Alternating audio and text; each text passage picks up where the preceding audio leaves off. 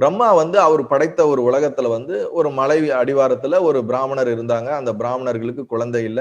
அவங்களுக்கு ஒரு நல்ல ஒரு மனைவி இருந்தாங்க. 2 பேருக்கும் குழந்தை இல்ல. இவங்க என்ன பண்ணாங்க? ஆழமா சிவபெருமான நினைச்சு தவம் பண்ணாங்க. தவம் பண்ணி ரொம்ப நாளா தவம் பண்ணதுக்கு அப்புறம் அவங்களுடைய கடவுளோட வரத்தின் அடிப்படையில 10 நல்ல ஒரு விவேகமுள்ள ஒரு குழந்தைகள் 10 குழந்தைகள் பிறந்தது. சோ இவரும் அந்த குழந்தைகளுக்கு நல்ல சாஸ்திர ஞானங்கள் இதெல்லாம் எல்லாம் சொல்லி கொடுத்து சின்ன குழந்தைங்கள்ல இருந்து நல்லா அவங்களை அறிவாளியா வளர்த்துக்கிட்டு வரும்போதே தாய் தந்தையர் இறந்துடுறாங்க. தாய் தந்தையர் இறந்துடுறாங்க. இப்ப இந்த குழந்தைங்களுக்கு என்ன பண்றதுன்னே தெரியல.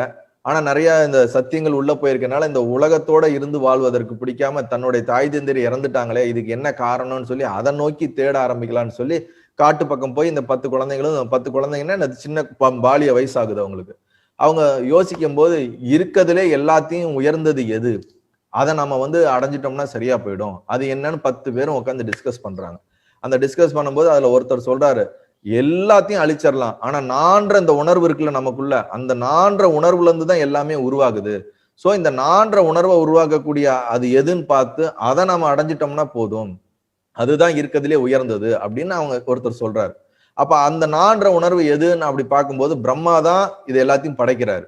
அப்ப இந்த நான்ற உணர்வே அந்த பிரம்மால தான் அடங்குது. சோ நம்ம பிரம்ம பதவிக்கு தான் நம்ம ட்ரை பண்ணணும். சோ பிரம்ம பதவிக்கு ட்ரை பண்ணுவோம். 10 பேரும் இன்டென்ஸா தபஸ் பண்றாங்க. இன்டென்ஸா நிறைய தவம் பண்றாங்க. தவம் பண்ண பண்ண பண்ண பண்ண ஒரு காலகட்டத்துல 10 பேருக்கும் அந்த தவத்தின் அடிப்படையில பிரம்ம பதவிக்கு அவங்க ஒரு தயாராயிடுறாங்க. அதுக்கு போக ஆரம்பிச்சிடுறாங்க. சோ இது ஒரு பக்கம் இது நடந்துகிட்டு இருக்குது. இன்னொரு பக்கம் வந்து ஒரு பிரம்மானா உங்களுக்கு எல்லாருக்கும் தெரியும், இந்த உலகத்தை சிருஷ்டியை படைக்கிறவர். இந்த அவருக்கு வந்து நம்மளுடைய ஒரு நாள் ஒரு நைட்டுங்கிறது அவருக்கு கிடையாது. இந்த ஒரு பல யுகங்கள்லாம் சேர்ந்ததுதான் அவருக்கு ஒரு நாள் ஒரு நைட்டு. சோ ஒரு வாட்டி அவர் வந்து இந்த பல யுகங்கள்லாம் ஒரு பகல் ஃபுல்லா முடிச்சுட்டு நைட்டு வந்து போயிட்டு இரவு நேரத்தை முடிச்சுட்டு அடுத்த நாள் காலையில சிருஷ்டி பண்ணலான்னு அவர் வராரு. வரும்போது பார்த்தா அவருக்கு முன்னாடியே ஒரு சூரியன் இருக்குது, நிறைய படைப்புகள் இருக்குது. அவருக்கே ஆச்சரியமாயிடுது, என்னடா அது நமக்கு முன்னாடி யாரா படைச்சு வச்சிருக்கிறா, நம்ம தானே படைக்கணும்னு அவருக்கு ஒரு சந்தேகம் வந்துருச்சு. உடனே அங்க படைச்சிருந்த கூடிய அந்த சூரியனை கூப்பிட்டு கேட்கிறாரு, நீ எப்படி வந்து நீ வந்த உன்னை யார் படைச்சா அப்படின்னு அவர் கேட்கும்போதுதான் அந்த சூரியன் தான் இந்த கதையெல்லாம் சொல்லிட்டு வருது. என்னது, இந்த மாதிரி நீங்க படைச்ச ஒரு பிராமணர், அவங்களுடைய 10 புதல்வர்கள், அந்த 10 புதல்வர்கள் தவம் பண்ணி அவர்கள் பிரம்மாவாயிட்டாங்க. அந்த பிரம்மாக்களால் உருவாக்கப்பட்டதுல ஒரு சூரியன் தான் நானு அப்படின்னு அந்த சூரியன் சொல்ல ஆரம்பிச்சோன்னு பிரம்மாவே ஆடி போயிடுறாரு. அது எப்படி, சிருஷ்டினா ஒண்ணுதானே இருக்கணும், சிருஷ்டினா ஒரு பிரம்மா தானே இருக்கணும், எப்படி பல பிரம்மாக்கள் இருக்க முடியும், 10 பிரம்மாக்கள் எப்படி இருக்க முடியும் அப்படின்னு அவருக்கே ஒரு சந்தேகம் வந்து அந்த சூரியன்ட்ட கேட்கும்போது அப்ப சொல்றாரு, நீங்க நினைக்கிற மாதிரி இது ஸ்தூலமான ஒரு பிரபஞ்சம் கிடையாது. அந்த 10 பேரும் தனக்குள்ள சூட்சுமமா மனதினாலே ஒரு பிரபஞ்சத்தை வந்து உருவாக்கிட்டாங்க.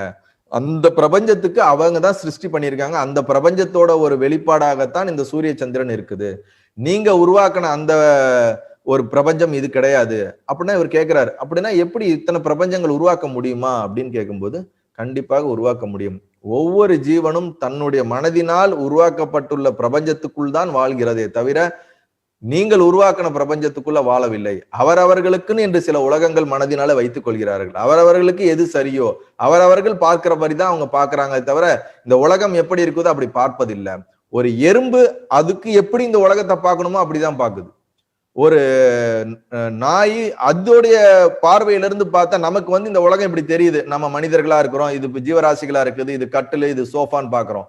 இதெல்லாம் நம்மளுடைய அறிவுக்கு இப்படி தெரியுதே தவிர ஒவ்வொரு ஜீவராசிக்குள்ளயும் போய் பாருங்களேன்.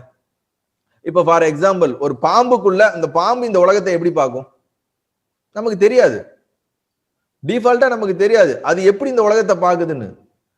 ஒரு கழுகு இந்த உலகத்தை எப்படி பார்க்குது, ஒரு எருமை எப்படி இந்த உலகத்தை பார்க்குது, அது இப்படித்தான் பார்க்கும்னு நினைச்சுக்கிட்டு தான் நம்ம பாக்குறோமே தவிர நமக்கு உண்மையாலுமே அது எப்படி பார்க்குதுன்னு தெரியாது இந்த உலகத்தை. அதோட சிருஷ்டி எப்படி இருக்கு, அதோட தன்மை இருக்கு, அந்த தன்மையின் அடிப்படையில தான் இந்த உலகத்தை பார்க்குதே தவிர நம்ம பாக்குற மாதிரிதான் எல்லா ஜீவராசியும் பார்க்குதுன்னு நாம நினைச்சோம்னா அது நம்மளுடைய அறியாமை. நல்லா புரிஞ்சுக்கணும். மனிதர்களாக நம்ம பார்க்கறதா இந்த சிருஷ்டியை தவிர ஒவ்வொரு ஜீவராசிகளும் அதனுடைய தன்மைக்கு ஏத்த மாதிரி இந்த உலகத்தை வெவ்வேறாக பார்க்கிறது. அதத்தான் இங்க வந்து ஒரு சொல்றாரு, மனம்தான் பிரபஞ்சம், மனம்தான் பிரம்மா. இந்த பிரம்மாங்கிறது ஒரு சிருஷ்டியை உருவாக்குற மாதிரி நம்ம மனதினாலதான் நம்ம ஒரு உலகத்தை உருவாக்கி அதுக்குள்ள நம்ம வாழ்ந்துகிட்டு இருக்கோம் அப்படிங்கறத உங்க சொல்றாரு. நல்லது.